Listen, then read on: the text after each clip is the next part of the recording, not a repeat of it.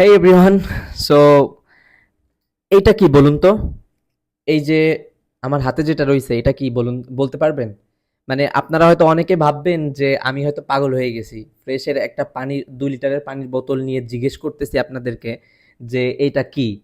But এটা জিজ্ঞেস করার কারণ আছে কিন্তু। আমি পাগল হয়নি এখনো। ইন ফিউচারে হলেও হতে পারি। ওকে হোয়াটএভার। সো আমরা এমন একটা দেশে আছি মানে যেইখানে ফুল অফ মানে ম্যাডনেস। মানুষগুলো আসলে কি যে ভাবে, কি মনে করে এগুলো আসলে সে যে ওরা কি বলতেছে, কি ভাবতেছে এটা নিজেরাও জানে না।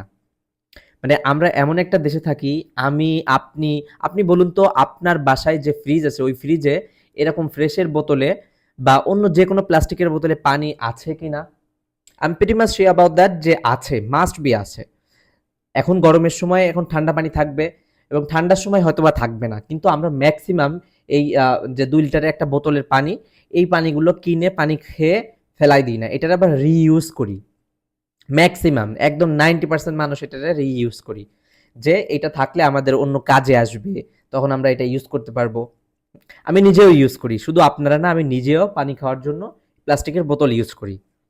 আর ওই দেশে থেকে এই দেশের মানুষই আবার এই যে টুথপেস্টের মধ্যে মাইক্রো প্লাস্টিক ধরা পড়ছে এইটা নিয়ে মানুষ যা শুরু করছে, মানে রিয়েল লাইফে বলেন আর সোশ্যাল মিডিয়াতে বলেন, আপনি যে শুধু বলবেন সোশ্যাল মিডিয়ার দোষ দেবেন, না, এরকমটা না। মানে তারা যা পাবে তাই খাবে। খাওয়া দাওয়া যদি আপনি আপনি যদি এখন মাইক্রো প্লাস্টিকের কথা চিন্তা করেন তাহলে আপনি কি খাচ্ছেন? আপনি বিষ খাচ্ছেন। ম্যাক্সিমাম আমরা সবাই বিষ খাচ্ছি।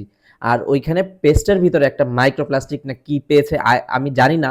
মানে এইটা যখন শুনছি আমার কাছে এত উইয়ার্ড লাগছে, এই বিষয়টা সম্পর্কে আমার রিসার্চ করারও দরকার আমি প্রয়োজন বোধ মনে করতেছি না। কারণ যেইখানে আমরা নিজের ইচ্ছায় এরকম একটা বোতল বছরের পর বছর রিইউজ করে পানি খাচ্ছি, সেইখানে টুথপেস্টের মধ্যেও একটা ছোট মাইক্রো প্লাস্টিক ধরা পড়ছে। এটা এমন বড় কি ভাই? মানে কালকে সারা দিন সোশ্যাল মিডিয়াতে এই রিলেটেড ভিডিও, পোস্ট সবকিছু দেখছি, লেখালেখি মানুষ একদম উড়াই দিচ্ছে যে এখন পেস্ট ব্যবহার করেও শান্তি নাই, এর মধ্যে মাইক্রো প্লাস্টিক আছে, এই আছে, হ্যান আছে, ত্যান আছে, কত কিছু। এখন তার পেস্ট ইউজ করা যাবে না, ওই যে কয়লা ইউজ করতে হবে, এরকম তো আবার অনেকে ট্রোল করতেছে যে একজন পেস্ট ইউজ করতেছে ওনাকে না করে উনি কি কয়লা ইউজ করতেছে, কয়লা ইজ দ্য বেস্ট। হ্যাঁ, এরকম বলতেছে।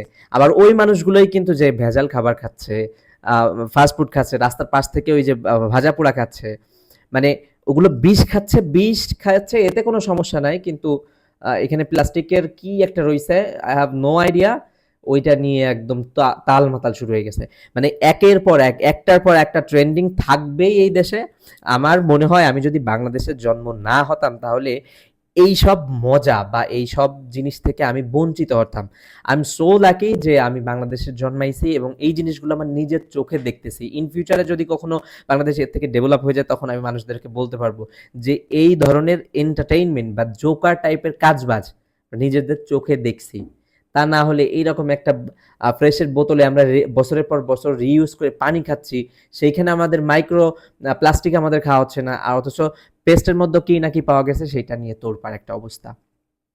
মানে আপনারাই বলেন এটার এক্সপ্রেশনটা আপনি কিভাবে দিতে চান আমাকে বলেন, আমাকে একটু বুঝান। আমার তো বুঝে আসতেছে না ভাই।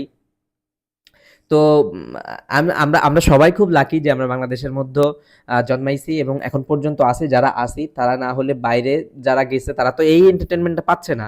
সো তাদের এন্টারটেনমেন্টের জন্য তাদের টাকা খরচ করতে হয়। আমাদের উইদাউট মানি, উইদাউট এনি ইনভেস্টমেন্ট আমরা এন্টারটেইন পাই। ফেসবুকে ঢুকলে এন্টারটেইন পাই, ইউটিউব, এগুলো তো আসলে এন্টারটেইন, কিন্তু আমরা রিয়েল লাইফের জিনিস নিয়েও এত এন্টারটেইনমেন্ট আমার আর মনে হয় না অন্য কোনো জাতি দিতে পারবে আপনাকে। সো আমার বিশ্বাস যে আপনার বাংলাদেশে থাকা উচিত এই এন্টারটেনমেন্ট, অ্যাটলিস্ট এই এন্টারটেনমেন্ট গুলোর জন্য হলেও আপনার বাংলাদেশে থাকা উচিত।